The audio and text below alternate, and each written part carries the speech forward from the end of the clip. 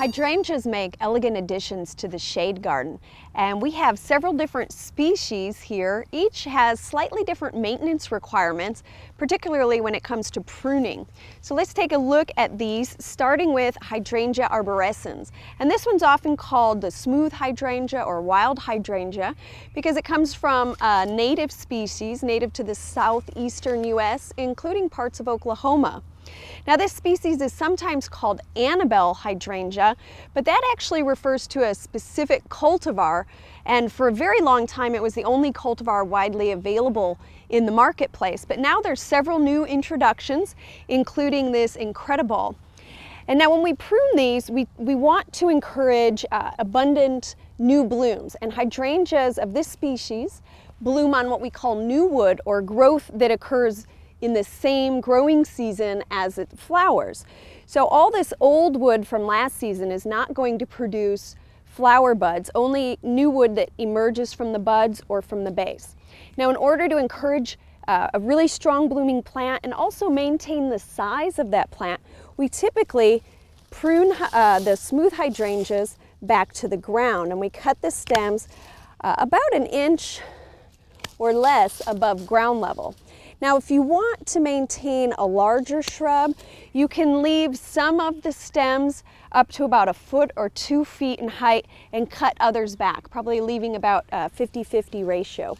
But we are going to go ahead and bring this one back all the way to the ground. The most commonly planted hydrangea is the panicle hydrangea that we have here. This is Hydrangea paniculata, and again, this group of hydrangeas is commonly referred to incorrectly by an old cultivar. You're surely familiar with the term PG hydrangea, and that comes from the plant Hydrangea paniculata grandiflora, the PG standing for paniculata grandiflora. But nurserymen have largely adopted the term PG for all of the hydrangeas in this group.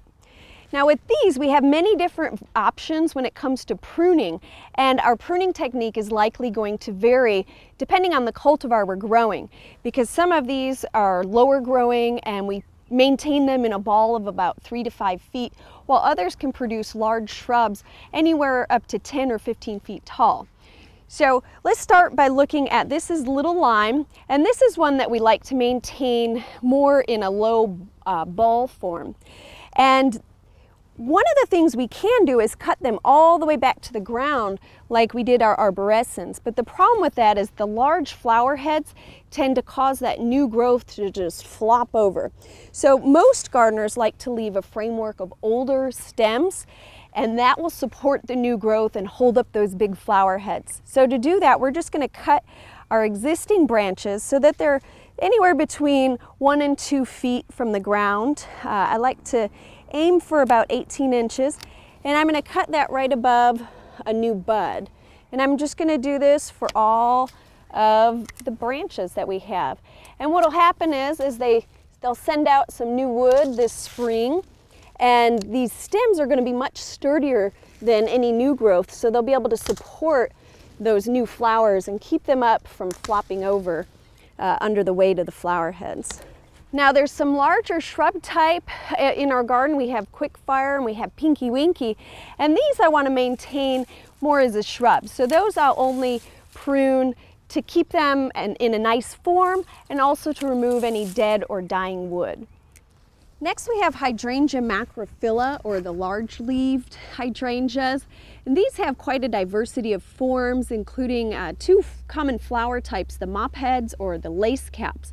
Now these are the hydrangeas that the flowers shift from pink to blue depending on the pH of the soil, and there's also several white varieties as well. Now with this species, they're a little bit different because they bloom on old wood, meaning wood produced during last season's growth.